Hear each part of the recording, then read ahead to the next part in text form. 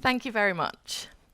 So I have spent most of my life thinking when I'm slim, I'll do X, Y, and Z, and thinking that that was the answer, that I had to be slim.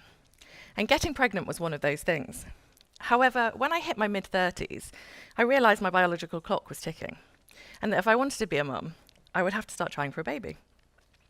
By this point in my life, I had started feeling more at peace with myself, because I'd learned so much about living with obesity and all its complexities. I finally realised that living with obesity wasn't all my fault.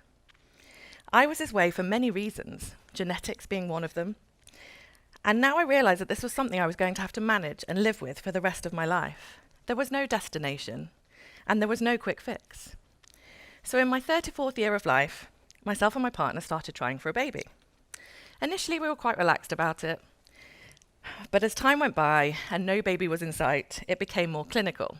So I started looking at ovulation windows, using ovulation sticks, and I also started going for some acupuncture. I was kind of willing to try anything. I went to the GP for some advice as well, and the first thing she said to me was, "Your weight is probably causing you your issues." Now, for someone that has blamed their weight on everything their whole life, this just reinforced all those negative thoughts. My weight wasn't just ruining my life now, it was going to potentially ruin my partner's life too, if we couldn't have a family. Great. The GP agreed to do some fertility tests to see if there was any underlying issues, and everything came back okay, which was a relief, but also highlighted that maybe it was my weight was the reason. So we just kept on trying. I started researching other options in the meantime. Could ovulation drugs be the answer? Or what about IVF? I called a fertility clinic to discuss the options, and I was met with a pretty negative response. Anyone with a BMI over 35 could not be treated for IVF. So that was it. If I wanted to have a baby, it would have to be naturally, because in order to reach the BMI that I would need to fit the criteria, I would need to lose at least 50 kilograms, which is about 110 pounds, and that wasn't going to happen overnight. And time was running out, so it wasn't something I could really focus on doing. So a couple more months passed. We kept trying, and fortunately, I did fall pregnant, actually, and I was totally over the moon. I booked my first midwife appointment, but as the date neared, I began to feel a little bit apprehensive about how I would be treated by her. I had already received a negative response from a friend of a friend about how stupid I was to get pregnant when I was such a high risk. So was this the way she was going to feel too? Fortunately, the midwife was lovely. She explained that due to my BMI, I would just be on a slightly different pathway to everyone else. I would have more scans to measure the baby more accurately, and I would also be under a consultant. I can handle that, I thought. I get to see my baby more often through scans, and seeing a consultant isn't an issue for me. The midwife then finished the appointment with the question, "Have I tried Slimming World?" Now for me, this was a red rag to the bull. Have I tried Slimming World? Try asking me which diet I haven't tried over the years. It was at this point I realised how little healthcare professionals truly understand the complexities of obesity, and everyone seems to focus on what we eat. And that totally isn't the case, and I really feel like so much more education is required here, just starting with the healthcare professionals. So my next appointment was followed by my 12-week scan.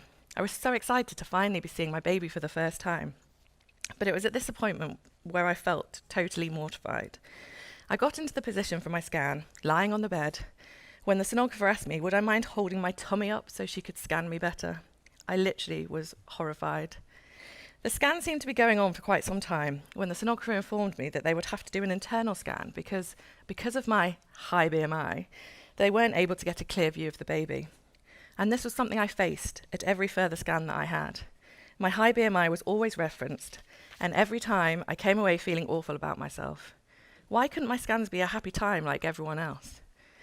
I sailed through the first trimesters of pregnancy, no morning sickness at all, and I passed my first glucose tolerance test. This is going to be a great pregnancy, I thought. What is all the fuss about plus-size people getting pregnant and high risk? I was determined to show people that it was possible to live with obesity and still live a normal life. This was until my third trimester came, and at 28 weeks I had my second glucose tolerance test. I was quite chilled about it because I thought the first one was fine, this one will be fine. However, it came back positive. My fasting bloods were high, so I would have to start monitoring them 6 times a day. This hit me hard. I didn't want to have gestational diabetes because it felt like I'd failed. I was now putting my baby at risk, and this was all my fault. My blood pressure started getting higher at this point too, and my mental health started suffering really, really too. I was a bad mum already. How could I do this to my baby? I don't deserve her. People were right. People living with obesity shouldn't have babies. And I felt like this for a good few weeks. That was until I gave myself a really good talking to. Gestational diabetes was a consequence of my pregnancy, and it was due to the hormones connected to the placenta. It was not my fault. Yes, I was at higher risk of getting it, but who's to say that if my BMI had been 22, that I wouldn't have got it too? Because plenty of people do. So I decided I needed to manage the gestational diabetes properly to ensure that my baby was okay, because she was my priority. So that's what I did.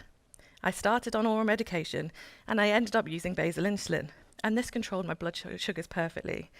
So that was great. My blood pressure, on the other hand, had other ideas. I was started on blood pressure medication and monitored regularly. However, nothing seemed to be getting it under control. So much so that when I went for a routine growth scan, my consultant told me that my blood pressure was 200 over 180, and I was told that I wasn't going home. I was admitted to hospital immediately and treated aggressively for my blood pressure. I was told I would have to deliver my baby as soon as possible because it was the only way that my blood pressure was going to come down. I had preeclampsia. So at 36 weeks, the midwife attempted to induce me twice.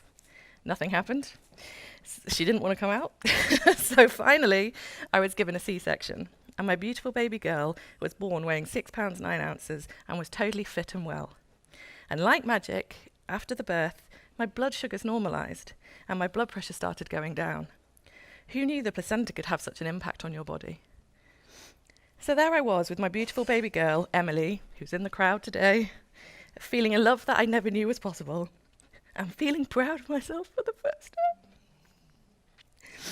time. I love being a mummy. It feels like the most natural role in the world. And I feel the best I've ever felt. I'm a lot more at peace with myself. So my take-home message for anyone living with obesity that wants to be a mum is follow your dreams. Just make sure that you go into it with your eyes wide open to the potential risks, but embrace it. And don't let anyone make you feel bad for wanting to be a mum.